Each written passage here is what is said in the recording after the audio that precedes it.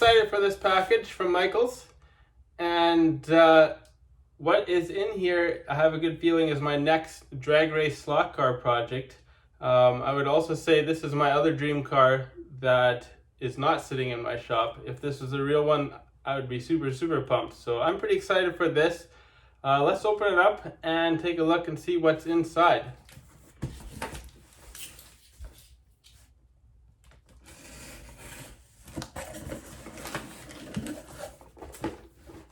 There she is. So the thing was, I can get a good deal at the local hobby shop through the club on cars, but they only had 69 and 70 chargers. My favorite is a 68 Charger. I love the grille and the little circle lights. In the back, you got the round circular tail lights. So the cars are very similar, but 68s for me.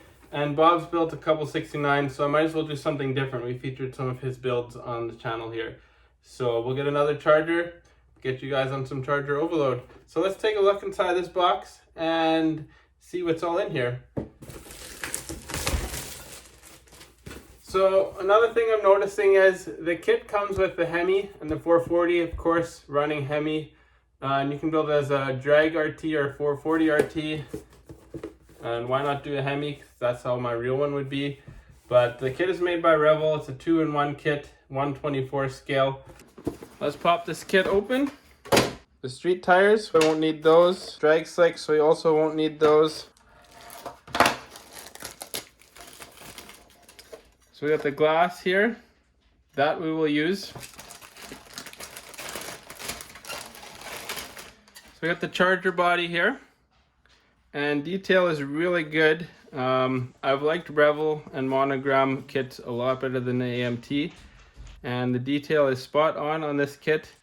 I'll block sand it a little bit, but it won't need much. Not like the MPC kit that I sprayed up for Bob. That one needed a bunch of block sanding. I'll probably sharpen these lines up a little bit. Get that right. We got a separate tail panel. I'm thinking so you can turn it into a 69 if you want.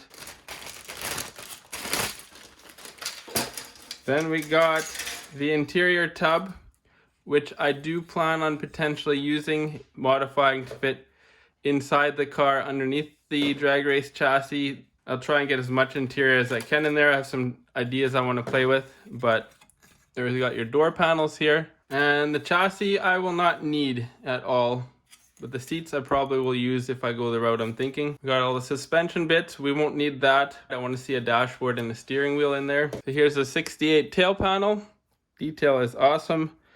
I'm thinking the badges, which are there, they'll get shaved off. And the front valance, I'm going to have RT badges, but we'll be doing a different route with that. I will not need any of these taillights.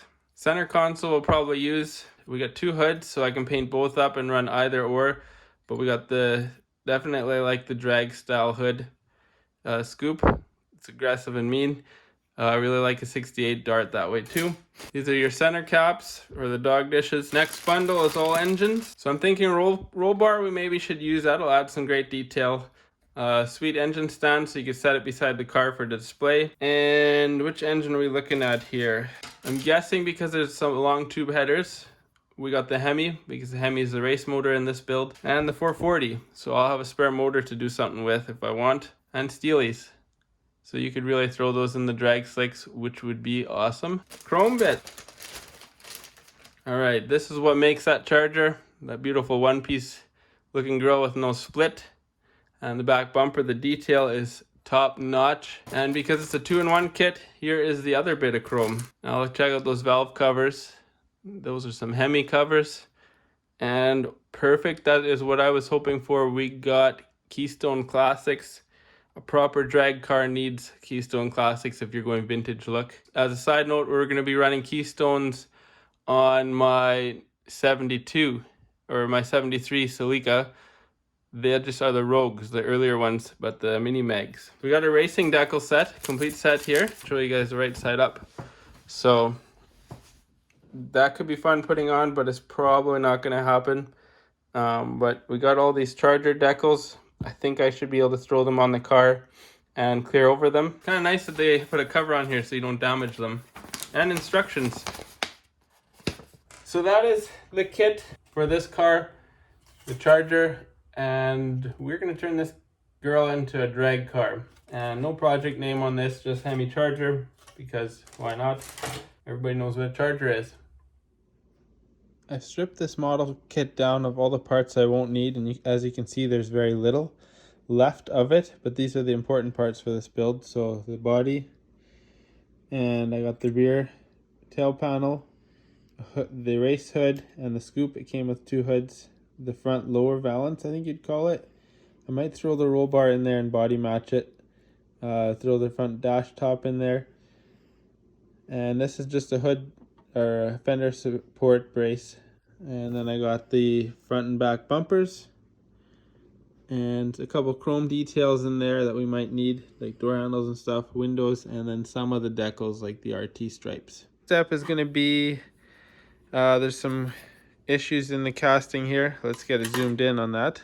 You can see in the back corner of the window here, right in there, there's some casting marks, and then along the quarter panel it's a little bit sharp, so we're gonna have to sand a couple of those things up. And I've been using 600 grit sandpaper. It's too coarse, but now I've picked up 1500, sorry it's upside down, and 2000 grit for doing the final sand on this. And I want to sand that and glue some of the parts together on it.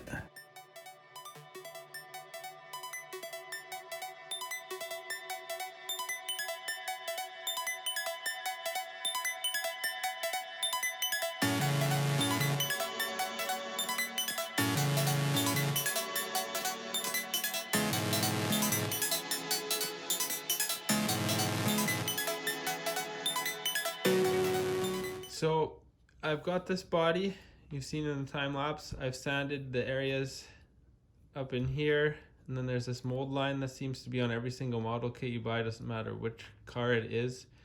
Sand that out, and it always seems to come back. Sanding with 600 grit, so I did that. I finished with 2000 grit. The 600 grit sandpaper works for automotive base coat sanding, but with the plastic it seems to be a little more coarse and digs in. So I ended up finishing everything with 2000 grit. So what I've done is I sanded all these edges, sanded this flat in here and in here, cleaned that up, and these had sharp like edges that were too sharp, so I did that, and I did this, and I got rid of these mold lines, and I'm guessing they will come back, but what I'll do is I'll get a coat of base on there, and then I will sand it with some fine sandpaper, probably 600 to 1500 grit or 2000. We'll see what's working when I'm in the shop there. So we're going to glue this hood scoop on here onto the drag race hood. And once again, we're going to be using the HPD brand, and I'm going with medium gap filling, 5 to 10 second dry time. But I'm going to be using accelerator, so instant dry time. And I like to do a practice run when I put the parts together, so that when I go on I know exactly where it's going to go. What I've been doing lately to help with precision is putting some glue in here, because it doesn't dry unless it's on contact as quickly. And then I just take a brush like this, and I put the glue where I want it to go, just like I'm painting.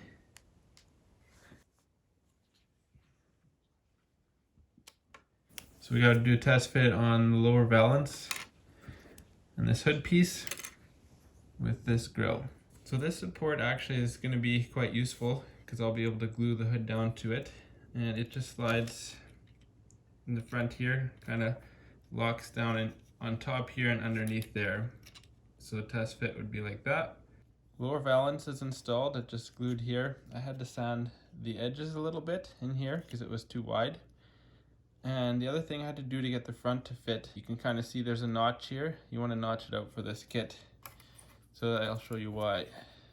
You need this grill to sit in farther than it does with the kit. So that allows the grill to actually sit in behind the fender here, kind of flush. Otherwise it just looks cheap there.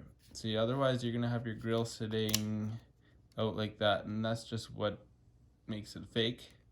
Push it in there and then you'll get that sinister look out of it too. Valance is underneath, so we'll quickly drop the hood on there so you guys get a look at that. coming together. And there's a bit of gap in the front along here, but I think once I glue it down, it'll pull tight already. So then you'll have a pretty mean look in front of your Charger. I made the decision not to glue this back on until it's painted, because if you look at it here, the lower valance needs to be painted, and this gets flat black in here with a chrome trim. It'll be easier to paint this chrome on there after. I'm probably just gonna mask her off and then paint that part in there. So that's that. I'm gonna start on the front end details. I've glued the license plates in, front and back. So we'll probably throw the decals on there after I get the detail painting done, and I gotta get my black painted down in here now.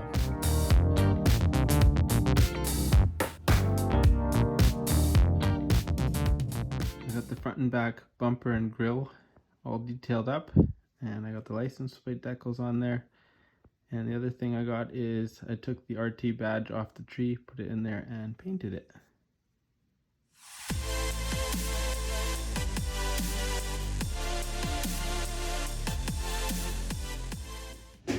I kind of assembled the interior, and I then went and cut most of it out. I'm going to try and make a shallow interior for it that doesn't weigh as much, using the seat tops, part of the steering wheel, and I bought some evergreen styrene sheet, and here's the specs on that. It's got the groove, but it's also got a smooth side. I couldn't find just plain smooth at our hobby shop, but it is this 0.25 spacing on the groove side, which might look kind of neat in there. 0.020 thick, so 0.5 millimeters. And here's the interior piece glued in. I ended up putting the corrugated side in there just for a little bit of extra character.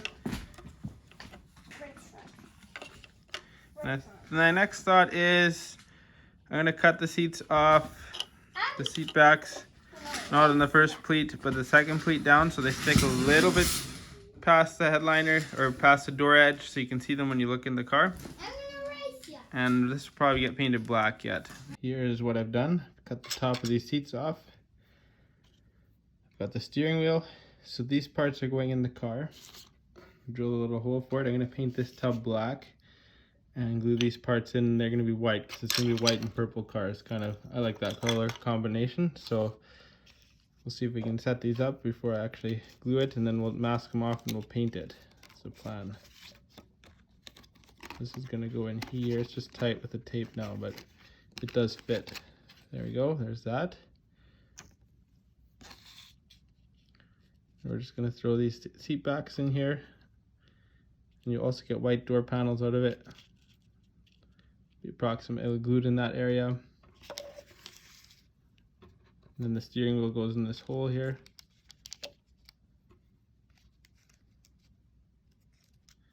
Nice and simple, but a little bit of an interior. Should have a neat look to it when it's done. And hopefully it keeps the weight down over the Celica one, which was too heavy. The car did not like it. Here's the interior. Got it painted up. And I'm going to use the roll bar, which is also cut down. It's going to be painted, I think, body color. The Plum Crazy on there, but I want to build bars down to the back. So that's the next goal. And I have bought round styrene from Evergreen again, and it's 100-inch square rod, and there's 5 pieces. So we're gonna give that a shot, try and make some back down bars, and if that works, super duper. Bars are made and glued in. That should look nice in the car. So next we're gonna work on the steering wheel. So when you look inside the car, you see the roll bar in there. That'll be purple if the interior works out. And you get to see the back bars. Right now it's loose in there, and it'll have that steering wheel. The thing I'm wondering about for clearance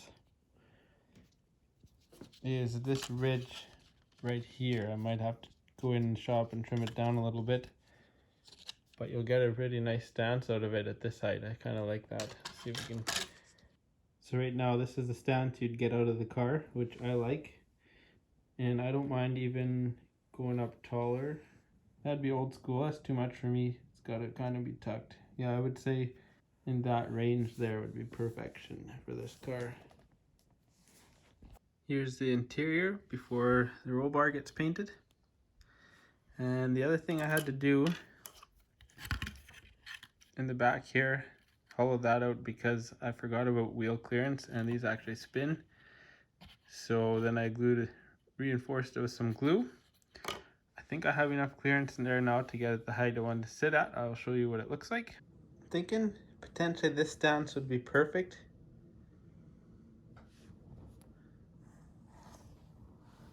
And if you look inside there, we got the clearance. Obviously the tire would be pushed in a bit. We got clearance in there for that. Guess it could come up a little bit if you wanted. I feel like that's just too tall. Kind of like it when it covers the wheel a little bit. So that's going to be my goal. And you can see the roll bar inside the interior. Kind of, that's my idea. I think it should be functional. Hopefully it's not too heavy.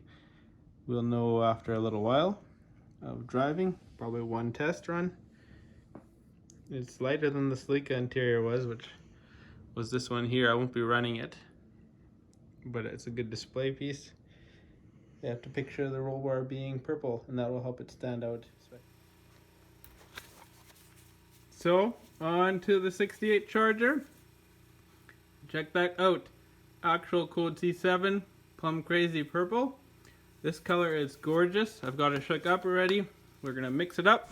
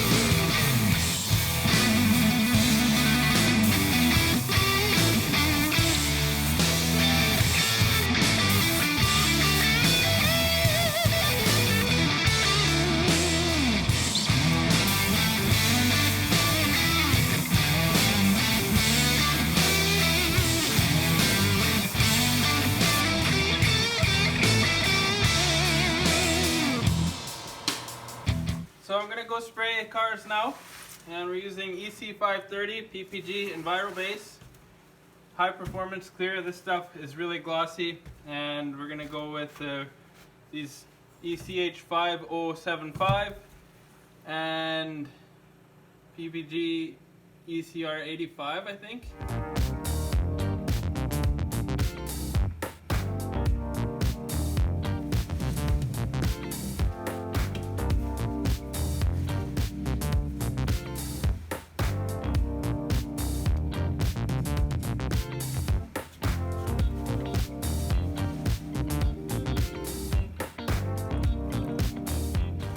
And the gun I have that I'm using is a SATA Jet 4000 BHVLP, not an RP.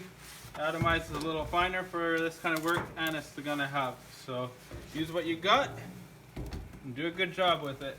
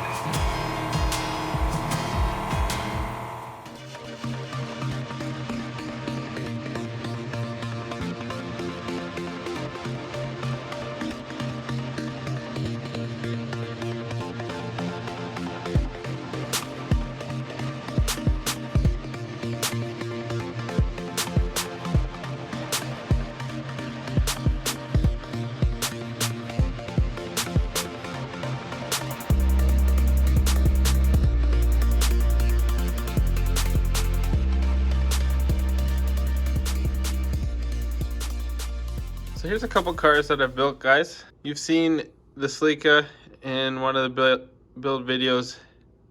That's my little rocket ship there. And here's my pair of Mopars. And this is the car now. We've got her all assembled. So let's blow it out of its garage and let's have a closer look at this thing. So it's sitting on the chassis now. I've got the stripes on there. We've got details added. You can see the interior in there. All done. And the front.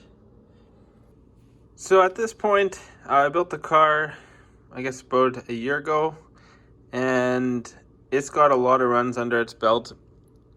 But one of the better times that it's run, this is what our time slips look like at the track, just like a real drag racing time slip that you would get.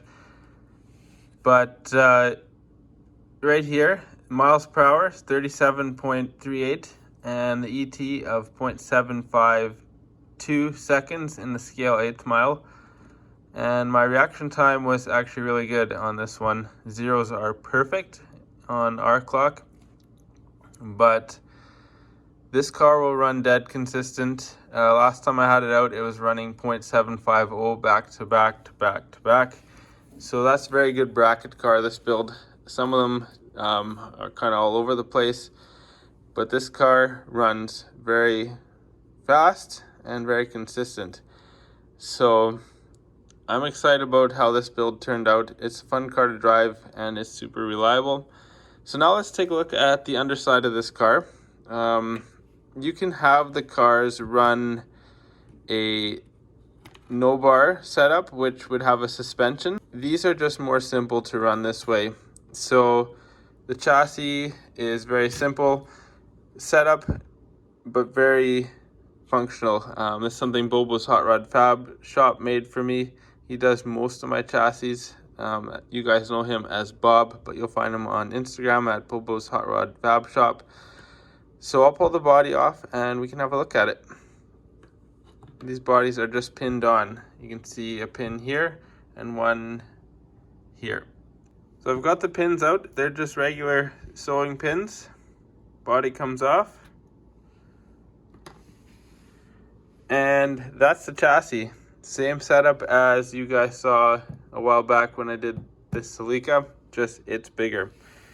We're running a Hawk 11 engine in it. It's a cheap, super fast motor. You get a lot of runs in on it. I don't remember what gear ratio I'm running, but that's the build there. Just like the smaller slot cars that you run on the circuit tracks, it's got a pin up front. So yeah, that's it right there. Something that had been on my mind, I may as well show you guys a future project I got in the works here. But this is going to be a Bobby Isaacs number 71 NASCAR Daytona, and we got a chassis going for it here already. It's got to be finished. But initially I built this body to fit on the Charger because there's aerodynamics involved.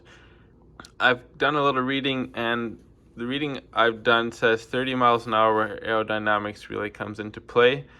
And so I had to really put it to the test. I've taped up the windows, I pulled the front wheels out, and you can get it pretty much, the nose will touch the ground. So I ran it. I ran 2 times with this guy and 2 times with this right at the end of one of our race nights.